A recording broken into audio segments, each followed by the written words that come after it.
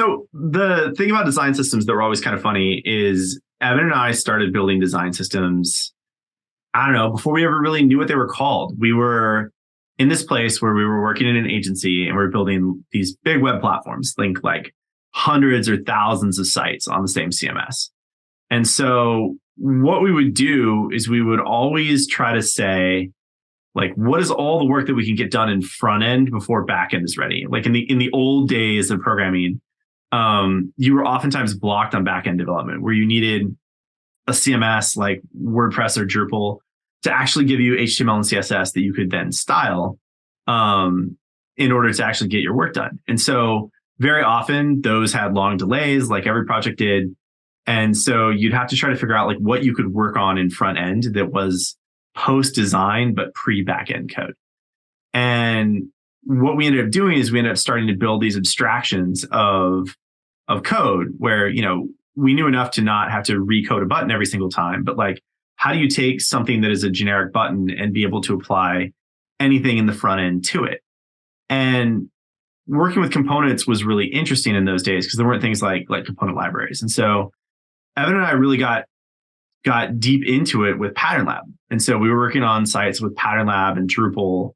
And what we realized is we could continue to extend these concepts that we were learning about components further and further and further until we were creating like entire sort of white label abstractions that we'd use for these large scale platform builds that we would do. And then at build time, you'd go and like create all the websites based on this abstraction.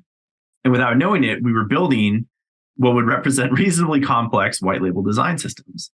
And it wasn't until we ended up leaving that agency and starting our own that we kind of stumbled upon the name design systems. And I think it was akin to how probably most people found design systems, where you're sort of hunting around the internet, trying to understand what this thing that you're working on is called. And you talk about components and you talk about libraries and talk about UI kits and sticker sheets. And it led us into two places. It led us to Clarity, the conference, and to learning more about design tokens and what Gina and the Salesforce team were up to. And it simultaneously led us to Envision. And I actually knew the folks that owned a little company out of Seattle called Brand.ai. One of their investors happened to be a friend of mine from a long time ago in Seattle. And when Brand.ai got acquired by Envision, it became Envision DSM, Design System Manager. And at the time, Evan and I were operating a little tiny agency called Basalt that was building these big, bespoke, custom design systems for major companies to help them scale these web platforms. And we looked at what Envision had with DSM and we said, hey, that's pretty good. Like, let's get into that. And we started working with Envision in a consultative capacity where we would help them onboard and implement DSM for lots of different big enterprise companies, usually hand in hand with either Pattern Lab or Storybook. But the problem we kept running into with those is the multiplicity of tools inside of these environments made it so there was still this big disconnect between what designers were doing and what engineers were doing. It's the old problem of designing an abstraction lacks the fidelity of the actual implementation. And the actual implementation is oftentimes blocked on understanding the intent of what you're supposed to deliver. And so in those situations, we found that this amalgamation of tools just wasn't enough. And that's kind of when we started thinking about building our own tooling. And it wasn't long before our toolbox that we'd created started to look a lot like a SaaS platform.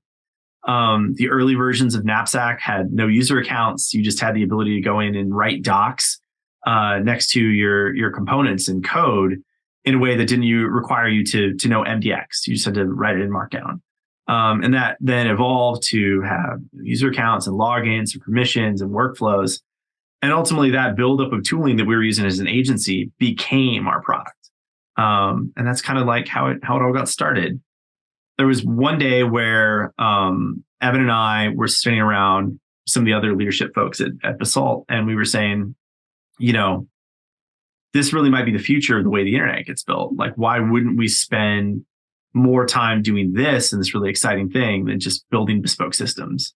And that's kind of when we really made the decision to shift. And, we got some money from some friends and family. It was also around the time that COVID hit. And so that sort of catalyst of, hey, there's no more agency work to be had. You have a PPP loan, a bunch of people on the bench, and some friends and family that are willing to put some money behind the idea, really got us to invest very heavily in Knapsack. And then almost exactly 3 years ago, we got our first term sheet.